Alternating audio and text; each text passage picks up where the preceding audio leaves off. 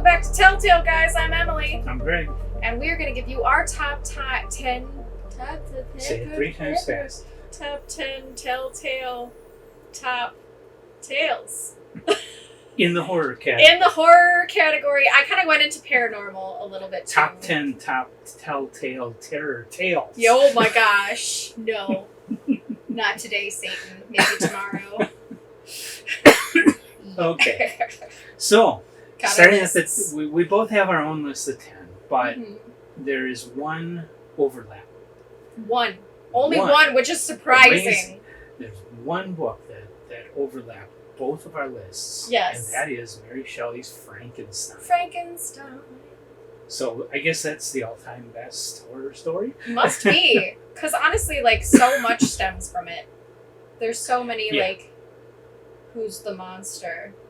Yeah, and it came at a very early time of the Gothic tale. Yes. You know, it was only a very short time before Frankenstein that Castle of Otranto was published, and the whole Gothic literature thing got started. And the other early Gothic stories were not what we would call horror stories. Frankenstein was the first one where you really had a tale that could terrify you. Yeah, it was horrifying. It was real creepy. Loved it, though. I didn't think so. I thought it was very fascinating. Yeah, it's fascinating, but it's creepy because it makes people, it really kind of reflects back on people. It's like, who's the more terrible in the story? And how are we that much different from that which is considered a monster? Yeah, well, I just liked how it was kind of a Jekyll and Hyde story. Frankenstein's monster was kind of like the distilling of Dr. Frankenstein's inner demons into this, you know, it was like his desire to play God in the worst way possible, essentially, and all the darkness that goes with that. Yeah, and so that came from him and was really kind of a part of him, almost like a separate part of his psyche, was just totally dark. Yeah. Goodbye, fly. Yeah, fruit flies. They happen. That's because I got them at my house too. Brings in all the tomatoes and sets them on the counter and lets them sit, and the fruit flies just love that. It happens. We have a lot of, we call them sky raisins because my cats like to chase them and eat them. At least Henry does. We don't have cats. Yeah, Henry does, so we call them sky raisins. But yeah, they're everywhere. We live with them. But yeah, Frankenstein is... I'm just surprised that's the only one we actually crossed over on of everything. Well, there's a lot of similar things here. Yes. And I think a lot of similar authors. Yeah. Because we don't really... Because when you get into Edgar Allan Poe and H.P. Lovecraft, both those authors are on both our list, but we chose different stories. Yeah. And that was not intentional. It just happened that way. We did not collaborate on this list at all. No. But both of those authors have so many great stories. It's hard to just... You know, I limited mine to 2 of each of those authors, so I could fit some other people on. Yeah. There's just a lot of stuff that should be on there that, you know, just didn't get on because of that. It was really difficult to just pick 10 too, but it was also not super difficult because I have not read a lot of horror. I'm just getting into the genre now in my 30s, and I'm not mad about it. Like, I like it. I'm late to the game, but it's better late than never kind of thing. But because of that, I had to like kind of go into the paranormal a little bit more, where you kind of have spooky vibes, where it may not really be spooky, but it certainly asks interesting questions about the afterlife and stuff. Yeah. So I had to sprinkle some of those things into the list, just because otherwise it would all be like H.P. Lovecraft and Poe. Yeah. And that's just not healthy for anyone. I mean, it's not bad literature, it's great literature, but I felt like it was kind of a cop-out. So I kind of threw some extra things in there that I thought would be good for spooky season. So it's not really horror, but it's definitely got good spooky vibes for the season. Yeah. So after Frankenstein, next on your list. And these aren't in any these aren't in any particular order. I have The Yellow Wallpaper by Charlotte Perkins Gilman. Which you just recently read. Yeah, we recently read that. I actually have a second one from her as well that I added to my list, but I'll let you do your next one first. So I like that one because crazy lady in a yellow room. It's great.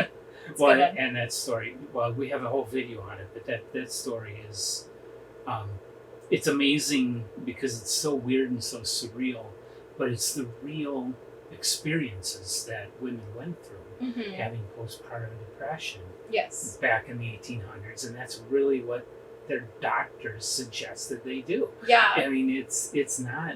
It was a social commentary. It's nonfiction. Yeah, it was a social commentary just as much as it was a horror story. But I think that because the truth is stranger than fiction, sometimes it makes the best horror stories. Like, that's why true crime is so popular now. Yeah. So, okay, moving on from me, I'm going to go to The Fall of the House of Usher by Edgar Allan Poe. It's a good one. Definitely one of the first Edgar Allan Poe stories I read way back in high school. It made a big impression on me, and I still love it today. I love that it personifies the estate. Just like the land and the house that's on it just as much as the family. Yeah. Like, they have this very symbiotic relationship, and I think that's the best part of that story is the fall happens because of the fall of the family as well as the literal falling of the house. Right. So interesting. I love that story. So your turn. I have The Rocking Chair by Charlotte Perkins Gilman. It's a good one. So this one is about two gentlemen who are friends who are trying to let a room together. And the reason they decide to let this room from this woman is because they were walking by one day, saw a sign on the door, and then looked up, and there's this beautiful young lady in the window and rocking away in a rocking chair. So they went and they saw the room, and, they see the rocking chair and all this stuff. And she's not there. But they keep seeing each other with her through the window when they walk home from work, but neither has ever talked to her. Ever. Wow. So it's like this haunting of this woman who's turning them both against each other. So it's kind of like this power trip of the spirit, but also speaks to how gentlemen treated women like they were products. Like they felt entitled, both men felt entitled to her, both men really wanted to be with her. She messed with both of them hard and literally brings them to the point of wanting to kill each other. Yeah. So it's really, really interesting story. Highly recommend it. Not going to spoil it for anyone. Go read The Rocking Chair by Charlotte Perkins Gilman. Okay. So my next one, I threw on The Black Cat by Edgar Allan Poe. It's a good one. Which we did an e-story of, which you can download from our website. For free. With original illustrations by Emily. It's sitting out there for anybody to take. It's our first book. I like it. And I'm happy with how it turned out. It's a great story, too. I love kitties. Yeah, well, and it's just a really, really creepy cat. It is.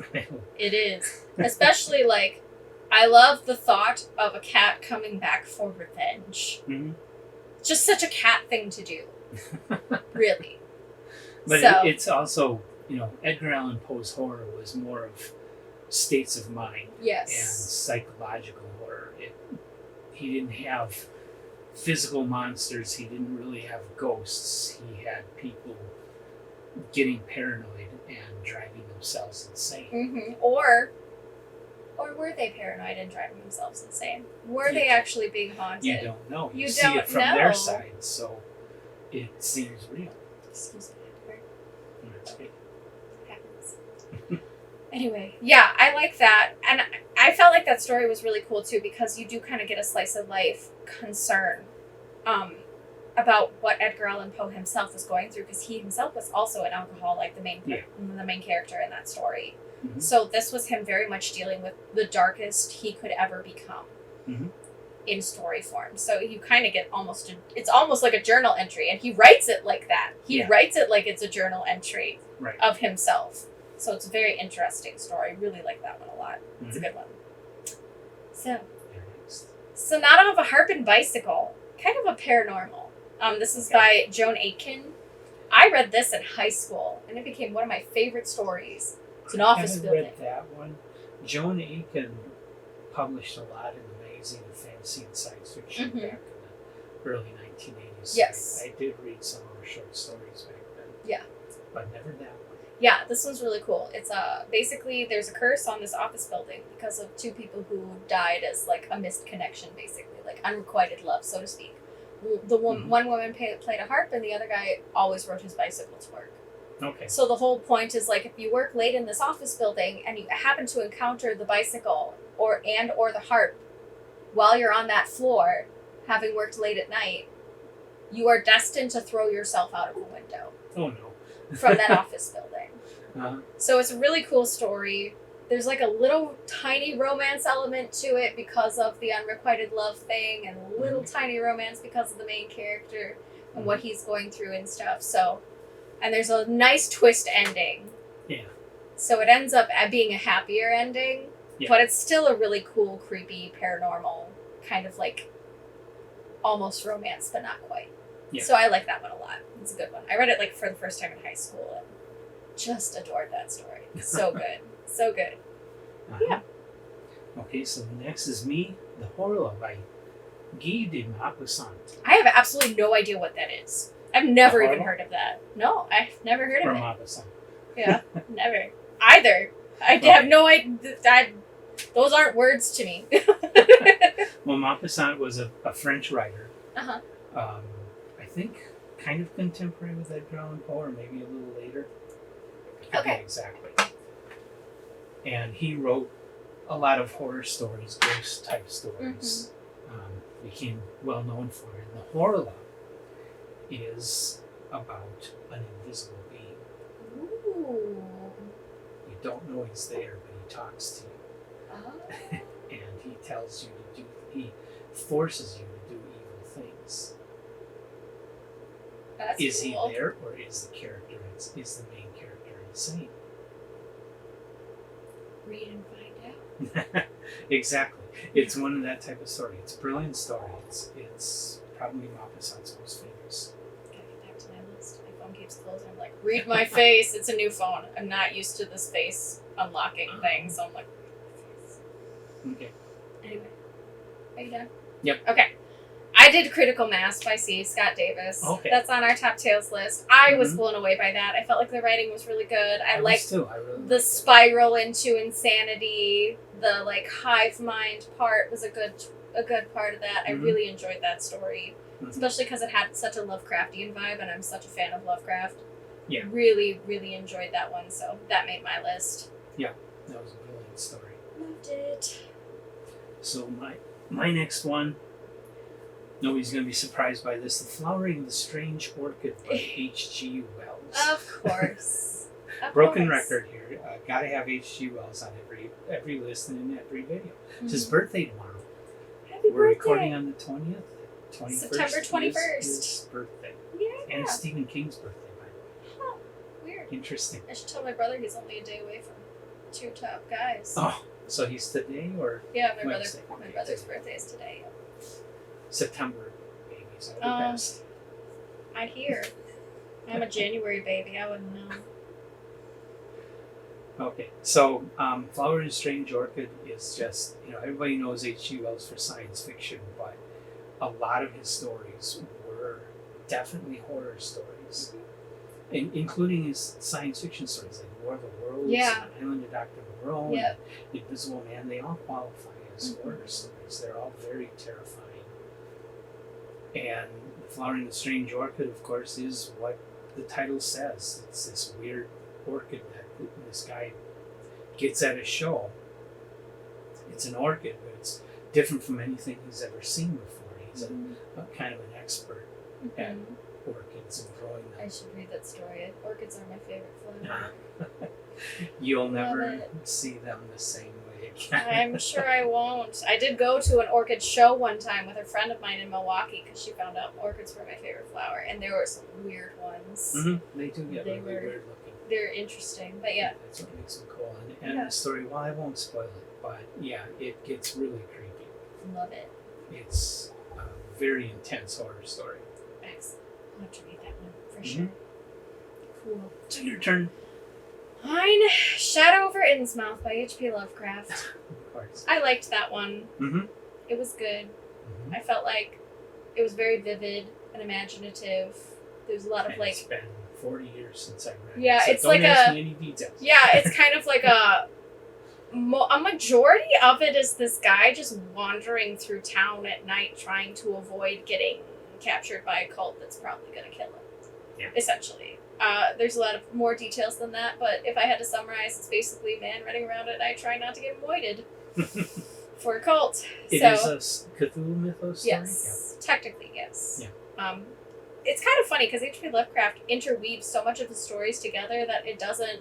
Mm-hmm. They all are part of the Cthulhu mythos, but they're also part of the Dreamland mythos, and they're also part of, all these other things that go on. So they interweave so much that it's hard to identify what is actually Cthulhu mythos and not, because it's all just H.P. Lovecraft. But I particularly like this one. It doesn't have a strong Cthulhu vibe to it.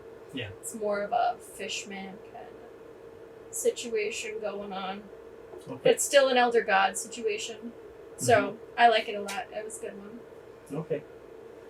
And my next one, and I'm surprised this wasn't on your list, The House on the Borderland. That was pretty good. William Hodgson. That was amazing. I really enjoyed that one. It had something for everybody. It really did. A cosmic ending, but first it had all these monsters that were haunting and chasing the guy. And just... It was really... It was like nothing else I've ever read. Yeah, it was really... It was really the first. It was really the first of its kind. Mm-hmm. And a lot of people... There is... I can't even find words. It's just so interesting. I am surprised I did say, though, it was really, really hard to come up with this list, for sure. Yeah. Because, if you had asked me a day after, I may have come up with an entirely different list.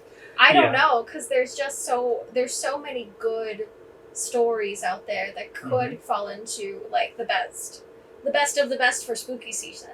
Mm-hmm. And I think literature is so subjective, and I'm so ADD, I could probably, you could ask me tomorrow and say, hey, can you think of a top 10 list for today? What's your flavor today? And I'd come up with an entirely different list. Test you. Go for it, please, because you'll probably figure it out. Well, and the other thing is the two of us haven't read all that much horror, so there's just tons of stuff missing from here that probably should be here. Yeah. So don't fault us for that. We're kind of newbies to the horror genre, and this is just what we've read so far that has really, really impressed us. I'm really excited this time next year to revisit this. Yeah. Because that's kind of our plan, is to try and revisit our top 10s lists when we can. We actually wanted to do our full top 10 list revisited, but we found that our top 10 really hadn't changed much. Yeah, for the whole draw from every type of literature, there's just too many incredible things on our list to be replaced by anything we've read since then. Yeah. So, House on the Borderland is a good one. That will probably make my next list, I'm sure. But yeah. My other one was The Case of Charles Dexter Ward by H.P. Lovecraft. Mm-hmm. Another Eldritch horror one. Guy kind of gone wizard, starts losing himself in the whole situation, spirals into... And this one's interesting because it's actually a well-off person. Kind of a guy who's kind of the who's who of the community, so to speak. He's the son of this who's family kind of thing. So he gets sucked into the occult issues and all the Eldritch gods and all these things. And it's just a really interesting story. It's one of his longer ones. It actually has its own chapters, but it was really good. Considered to be a book. It was even published in paperback as a single volume back from the 1980s. So. Mm-hmm. It was, and it's a quick read. I mean, it's a very short. It's not a full novel. Yeah, it's less than 200 pages for sure. Right. So, but it was a really, really good read. I enjoyed that one a lot. Lots of twists and turns. Lots of, best friend trying to figure. I don't think it was best friend. I think it was family doctor trying to figure out what's going on with this kid. What the hell? It gets weird. So that was a really, really good one. I like that one a lot. Yeah. Next. Well, it's a Lovecraft theme here. The Color Out of Space. That's a great one. It's always been one of my favorites. Mm-hmm. Don't think I have to say a whole lot about it. It's not a Cthulhu mythos story. Nope. It's about a rock that comes to Earth and releases this color that is unlike any color our eyes have ever perceived before. And it changes everything. It changes the trees and the flowers, and it changes the animals and changes the people and starts corrupting it all. Mm-hmm. Absolutely brilliant story. Yeah, that was a really good one. I enjoyed that one too. I even liked the movie with With Nicolas Cage. A lot of people said it was trash. I was like, I loved it. I don't know. I don't care what you say. Well, when you look at, there were a couple earlier versions, and I actually do like the one that Boris Karloff did in the 1960s, but they just weren't. They were B movies. They weren't very good. Yeah. The one with Nicolas Cage actually did right by the story. It actually. It was pretty honorable. Timing was different because it was done in more modern times. He was Nicolas Cage, but I think it worked in that movie for him. Yeah, it did, because you kind of needed a cheesy dad guy. Yeah. You needed a dad to start going insane. He did it. He He nailed it. Very well. It was everything you could hope for and more. I really liked that, so that's a good story for sure. Yeah. I kind of had to go into things that had a spooky theme now because I'm running out of horror stories. But I really feel like this is a good read for spooky season, especially. I really enjoyed Gideon the Ninth. It's got necromancers in space, skeletons. Yeah, it's really... How do you do that when you're sitting here talking on video? I don't know. It's just notifying you now. It's a little delayed, I guess. I guess. Unless somebody hacked my account. No. Oh well. Anyway, so I really liked Gideon the Ninth. I feel like it's really good for spooky season. It's got kind of a horror element because they're all getting picked off one by one by this unseen force. Reanimated skeletons. Yeah, they're necromancers, so I mean, there's going to be... And they aren't witches, but they're kind of like witches. Yeah. They're stuck in this creepy castle, dying off one by one, and have no idea what's after them or what's killing them and why. Yeah. So it's... But I guess I didn't think of it like a horror story. Yeah, but I think if somebody wants a good spooky sort of feel or like a dark vibe, this is a good story, I think, for spooky season. Okay. So I kind of threw it in there just because it's actually one of my favorite books right now. Yeah. And it's got that great element of dark skeletons, necromancers, kind of a dark fantasy vibe.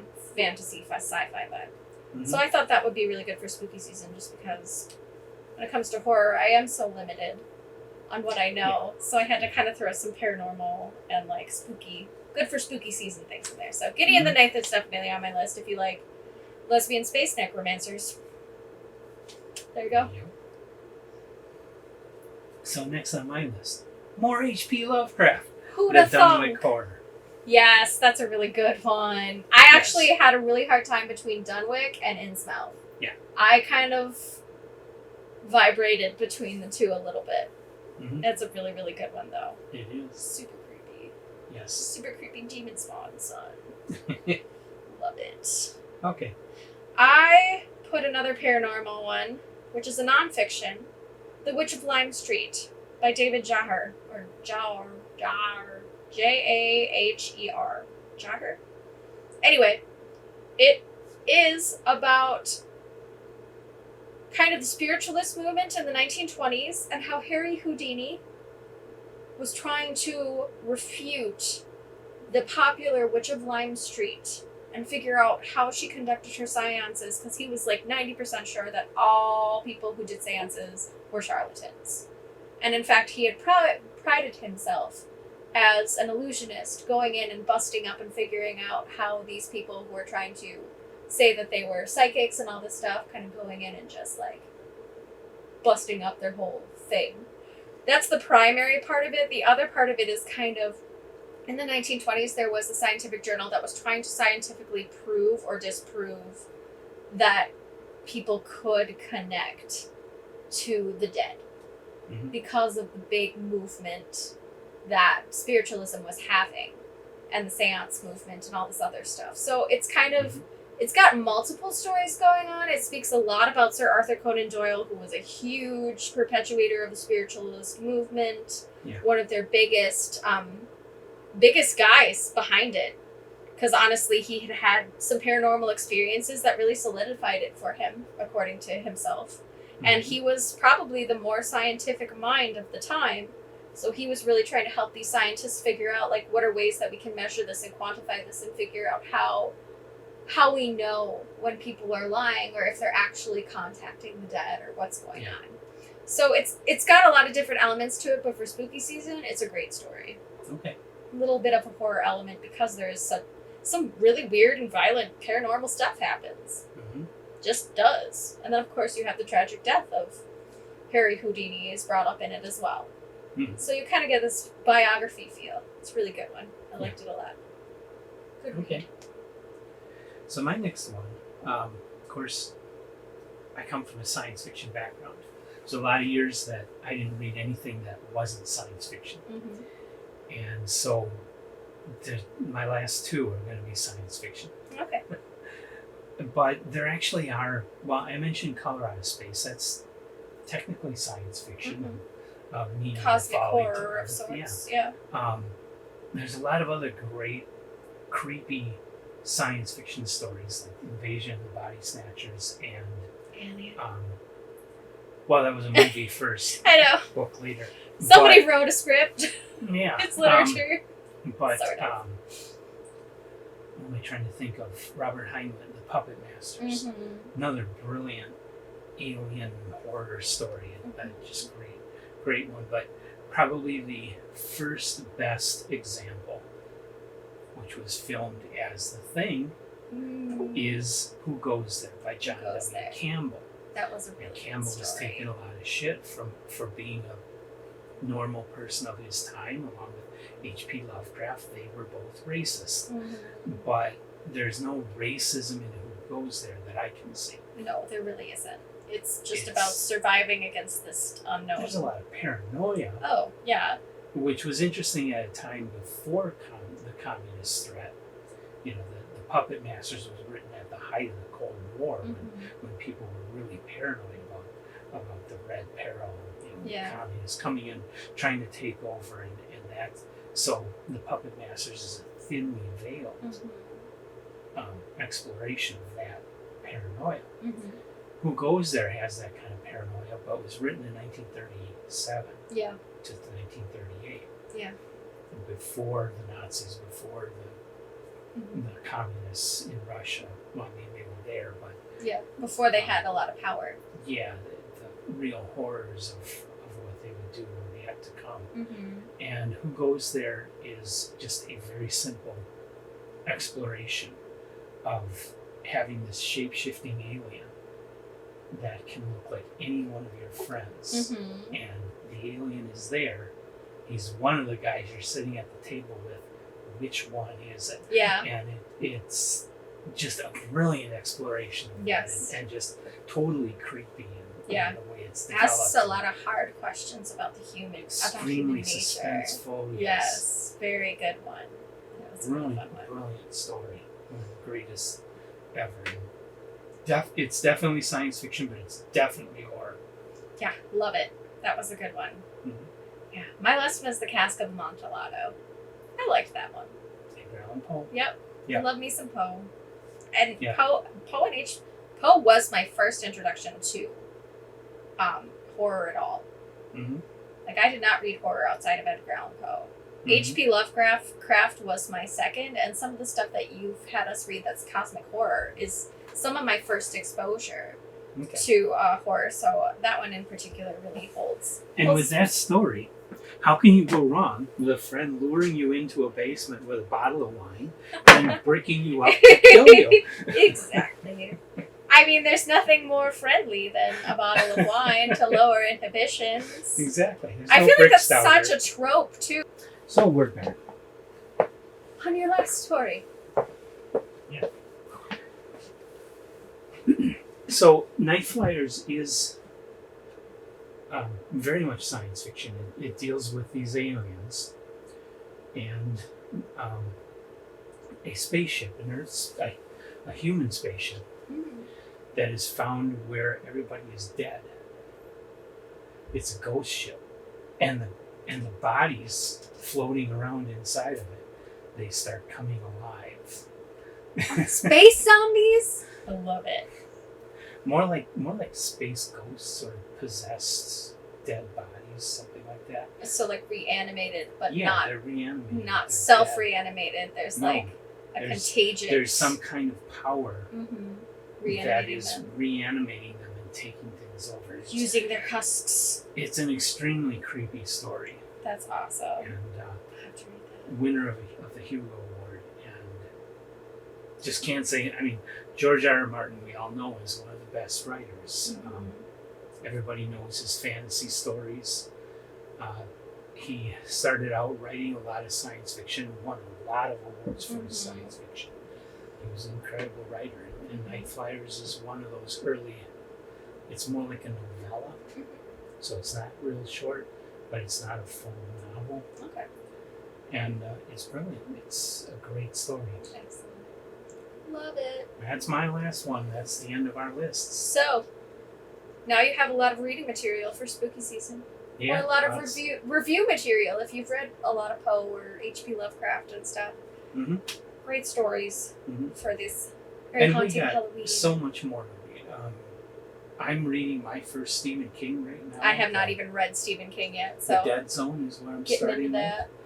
And I recently read the Southern Book Club's Guide to Vampire Slaying. Which I'm only 4 chapters in right now. But it's good. And I've got a pile of Dean Koontz I want to dive into soon. I see a lot of his stuff at thrift stores. I should just He start was a picking super popular author. Yeah. So yeah, you go into the used bookstores and his books are everywhere. Yeah. He's written a lot of books. They sold very well. I mean, he was second only to Stephen King for many years. But he goes back before King. He started publishing in the late 60s. And he's still writing and publishing today. Some of his work, recently Amazon started putting short stories out for free. And he's written a whole series for that. Awesome. That you can just go on Amazon get some short stories. Read some Dean Koontz work for free. Awesome. It's pretty amazing. So, there's a lot of great. And then I just recently got a hold of Live Girls. I got a copy of that from Centipede Press, which is a vampire book. Nice. Of course, I have my beautiful edition of Dracula that I got to read. I've got some other Stephen King to read, and lots more William Hope Hodgson back here. Yes. So I got, and then, well, this one isn't really horror, it's more fantasy. We got to read something of his one. Okay.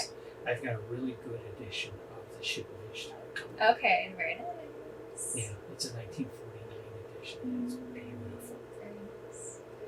I was going to say, that's a really old story. Yeah, it dates back to 1923. Yeah, I was going to say, it wasn't written in the 20s. Because that was kind of during that time when Egyptology was like at its prime. Everybody was obsessed with it. Died, I believe, in 45. Okay. And this was an anniversary edition of The Ship of Ishtar. That was a special publication. Very cool. It was limited number that was published. Very cool. Very cool. Love that. So yeah, you guys have a lot of reading to do, so we'll let you go. Text you. See you next time. Bye. Bye.